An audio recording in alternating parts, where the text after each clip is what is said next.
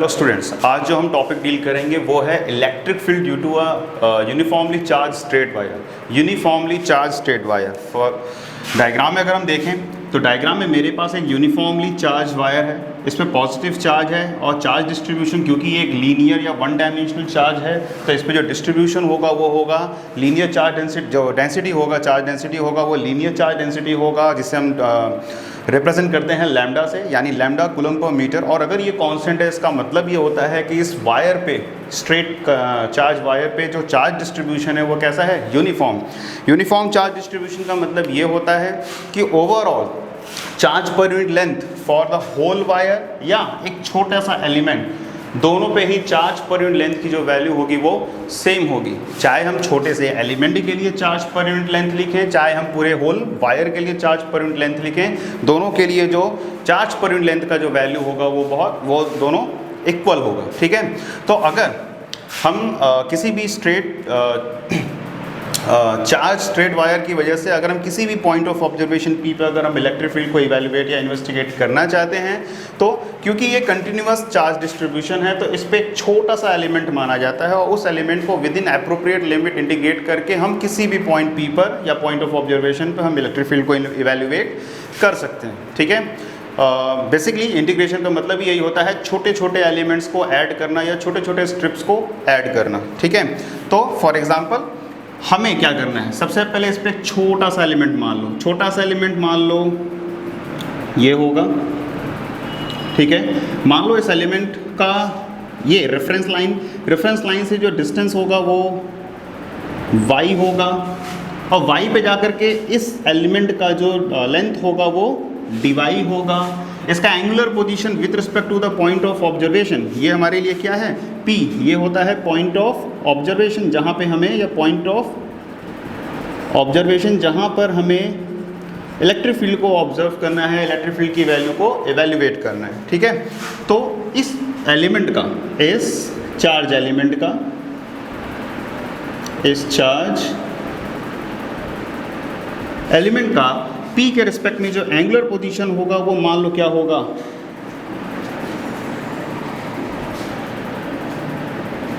Theta पे जाके d theta हो। ठीक है, तो अब हमें क्या करना है, केवल इस एलिमेंट को कंसिडर करना है, इस एलिमेंट की वजह से हमें पॉइंट P पर इलेक्ट्रिक फील्ड को निकालना है एंड देन हम क्या करेंगे, इसको विद इन प्रॉपर या एप्रोप्रिएट लिमिट हम इंटीग्रेट कर देंगे। तो हमें पूरे के पूरे स्ट्रेट वायर की वजह से पॉइंट P पर, जो कि हमारा पॉइंट ऑफ ऑब्जर्वेशन है, ठीक है, हमें इलेक्ट्रिक फील्ड की वैल्यू मिल जाएगी, पॉइंट ऑफ ऑब्जर्वेशन।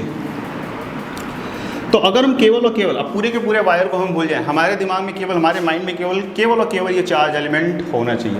इस चार्ज एलिमेंट से पॉइंट P पर अगर हम इलेक्ट्रिक फील्ड की वैल्यू को निकालना चाहें, ठीक है, मान लो ये डिस्टेंस क्या होगा, मान लिया let this distance is r। ठीक है, तो हम क्या बोलेंगे, electric field due to the charge element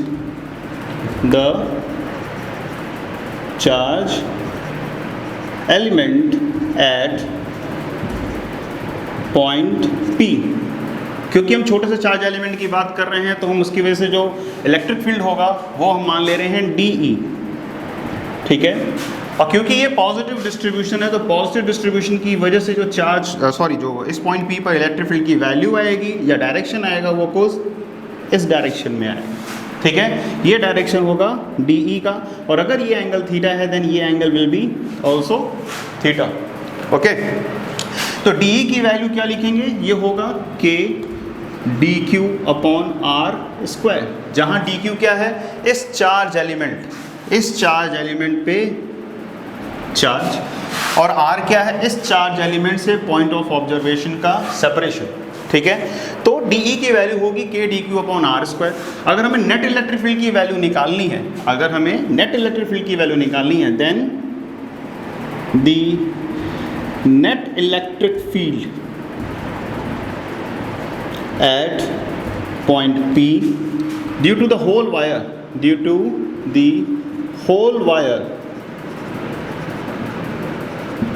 will be given by E is equals to integration of DE but with in appropriate limit, यानी हमें बात करना होगा फॉर इंटीग्रेशन लिमिट क्या होगा, फॉर द होल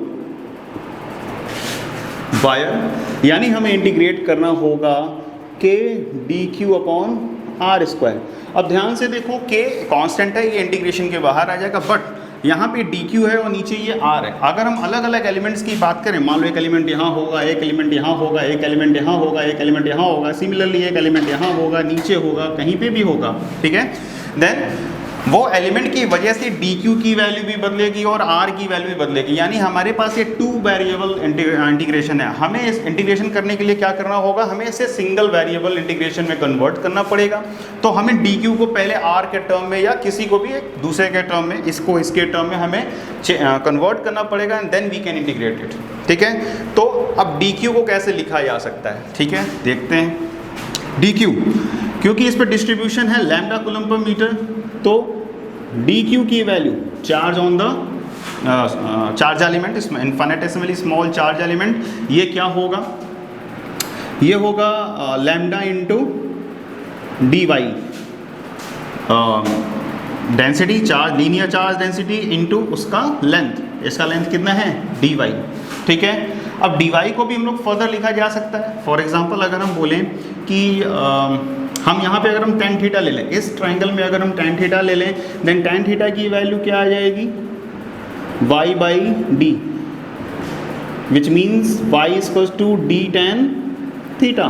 अब during the whole integration d की value क्या है, फिक्स है, तो हम लोग डी वाई, वाई की जगह y, वेरिएबल क्या है y है और थीटा है, तो हम लोग क्या लिख सकते हैं, D y by d theta की वैल्यू क्या आ जाएगी, डी सेक स्क्वायर थीटा, ठीक है। देन हम लोग लिख सकते हैं D Y is equals to क्या, D sec square theta into D theta, ठीक है। अगर इस वैल्यू को उठा करके हमने डी वाई में पुट कर दिया, देन हमें इस छोटे से एलिमेंट में हमें चार्ज की वैल्यू मिल जाएगी, दैट इज डी क्यू की वैल्यू क्या आ जाएगी, lambda into d sec square theta into D theta, ठीक है। अब हम r को भी कन्वर्ट करें, हम एक सिंगल वेरिएबल एंगल में कन्वर्ट करना चाह रहे हैं, तो अगर हम r की वैल्यू को भी अगर हम कन्वर्ट करना चाहें, देन r और d, हम cos थीटा, इसी ट्राइंगल में अगर हम cos थीटा ले लेते हैं, देन cos थीटा की वैल्यू क्या आ जाएगी, cos थीटा की वैल्यू होगी क्या, बेस अपॉन हाइपोटेन्यूज यानी d अपॉन r, या हम r की वैल्यू क्या लिख सकते हैं, d सेक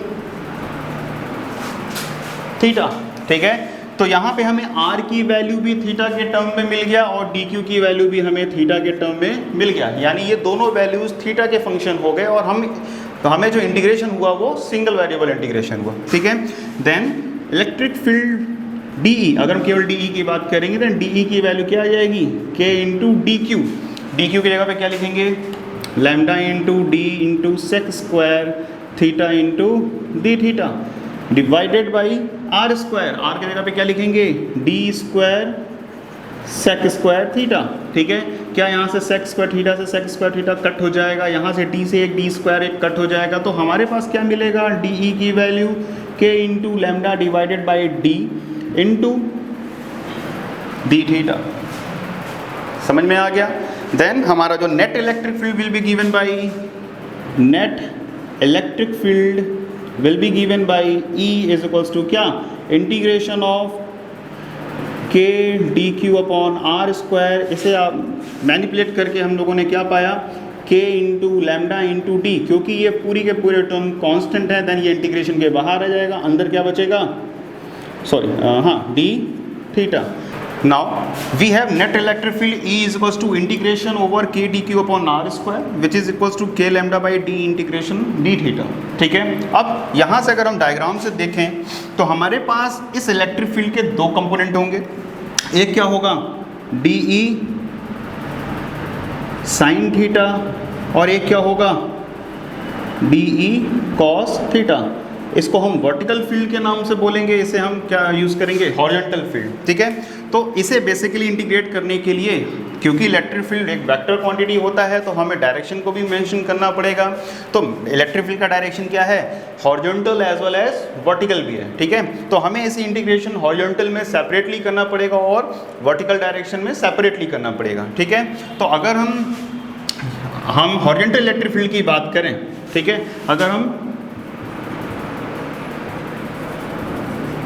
हॉरिजॉन्टल इलेक्ट्रिक फील्ड की बात करें, यानी net field in horizontal direction, net field in horizontal direction, then we have to integrate d E cos theta, और डी ई की वैल्यू क्या आई है, के लैम्डा बाई डी इंटीग्रेशन, ठीक है। देन हम यहाँ पे क्या लिख सकते हैं, डी की वैल्यू क्या आई है, के lambda by D into D theta, ठीक है। देन यहाँ पे अगर हम पुट कर देंगे, देन के into lambda upon D into integration of क्या आ जाएगा, cos theta into D theta, ठीक है। और क्या ये सिंगल वेरिएबल इंटीग्रेशन फंक्शन है, हम यहाँ पे थीटा कॉस थीटा को इंटीग्रेट कर रहे हैं विद रिस्पेक्ट टू थीटा या डी थीटा, ठीक है। अब हमें यहाँ पे लिमिट बैठाना है, ऐसा क्या लिमिट हम लोग यहाँ पे पुट करें जिसकी वजह से ये पूरा का पूरा एलिमेंट जो है वो पूरे के पूरे स्ट्रेट वायर को कवर करे।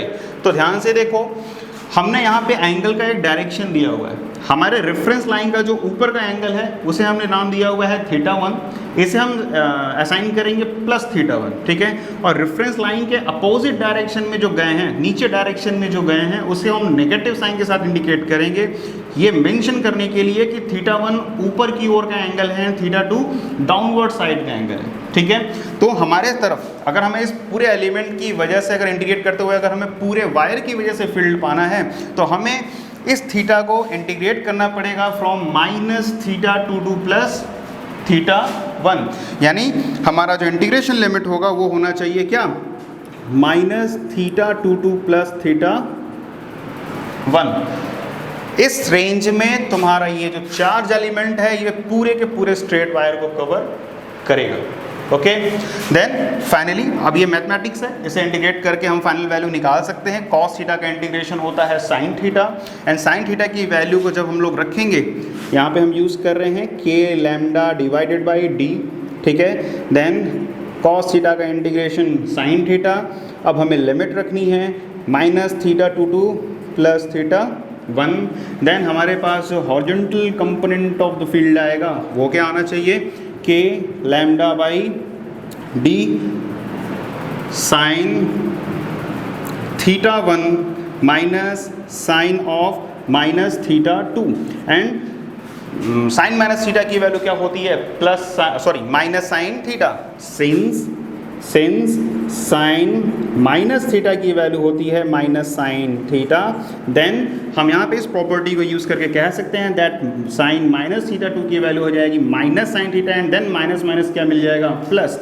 तो हॉरिजॉन्टल डायरेक्शन की जो फील्ड की वैल्यू निकली वो हमारे पास फाइनली क्या आई, K lambda by D sine θ1 plus sine θ2।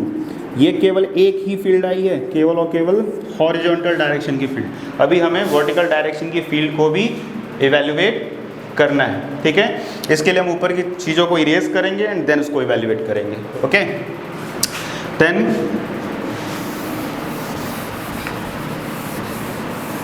ठीक है, एक फॉर्मूला ये आ गया, वर्टिकल डायरेक्शन की चीज़ों को निकाल लेते हैं, ठीक है।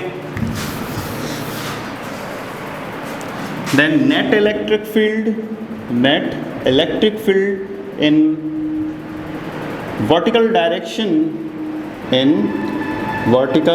डायरेक्शन, यानी हम इसे नाम देंगे EV, और ये क्या होना चाहिए, DE साइन थीटा का इंटीग्रेशन, DE साइन थीटा का इंटीग्रेशन फॉर होल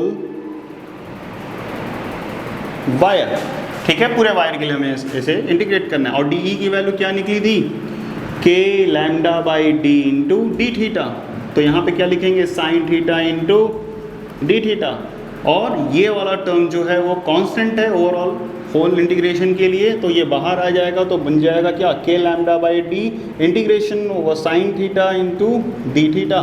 फिर से हमारा integration limit must be -θ22 plus θ1, ठीक है। बट साइन थीटा का इंटीग्रेशन क्या होता है, माइनस कॉस थीटा, ठीक है। देन के लैम्डा बाई डी अंदर क्या मिलेगा, minus cos theta, integration limit होगा -θ2 से लेके प्लस θ1, ठीक है। माइनस क्या, इस माइनस को हटा करके हम इस इंटीग्रेशन लिमिट को स्विच कर सकते हैं, तो हो जाएगा के लैम्डा बाई डी, ये मिल जाएगा क्या, कॉस ऑफ थीटा, बट -θ2 से लेके प्लस θ1 से लेकर के -θ2। देन ई वर्टिकल, यानी वर्टिकल इलेक्ट्रिक फील्ड का जो डायरेक्शन मैग्नीट्यूड आएगा वो आ जाएगा के lambda by D cos minus theta 2 cos of minus theta 2 minus cos of theta 1, and by using the property of cos, that cos minus theta की जो value होती है वो होती है प्लस cos थीटा। ठीक है, इस प्रॉपर्टी को अगर हम इसके लिए इम्प्लीमेंट करेंगे तो हमारे पास मिलेगा ई वर्टिकल की value k lambda by D cos theta 2 minus हट जाएगा माइनस cos ऑफ थीटा 1। ठीक है, तो हमारे पास हॉरिजॉन्टल डायरेक्शन की फील्ड की वैल्यू निकल आई और हमारे पास as well as vertical direction के फील्ड की वैल्यू भी निकल आई। यही दोनों फॉर्मूले होते हैं किसी भी यूनिफॉर्मली चार्ज स्ट्रेट वायर की वजह से किसी भी पॉइंट पी पर इलेक्ट्रिक फील्ड। यहाँ पे एक दो तीन पॉइंट्स को याद रखना है जो कि इंपॉर्टेंट पॉइंट्स हैं, दैट इज डी। डी क्या है? D is the perpendicular distance of the point of observation with respect to wire. ठीक है, डी क्या है? D is the perpendicular distance, कोई डिस्टेंस नहीं है, it is the perpendicular distance of the point of observation with respect to the wire. ठीक है, और थीटा 1 क्या है? थीटा 1 रेफरेंस लाइन से ऊपर के डायरेक्शन में अपवर्ड डायरेक्शन या अपवर्ड सेंस में लिया गया एंगल है। बट थीटा 2 क्या है? थीटा 2 उसी रेफरेंस लाइन से डाउनवर्ड सेंस में लिया गया एंगल है। दोनों के सेंस अलग हैं। ठीक है, थीटा 1 का सेंस क्या है? अपवर्ड डायरेक्शन में लिया गया एंगल है और थीटा 2 क्या है? डाउनवर्ड डायरेक्शन में लिया गया एंगल है। अगर मोर अप्रोप्रिएटली बोलें देन थीटा 1 क्या होगा? अपवर्ड डायरेक्शन में लिया गया एंगल किसका? अपर एंड ऑफ द वायर का पी पे अपवर्ड डायरेक्शन में लिया गया एंगल। ठीक है, थीटा 2 क्या है?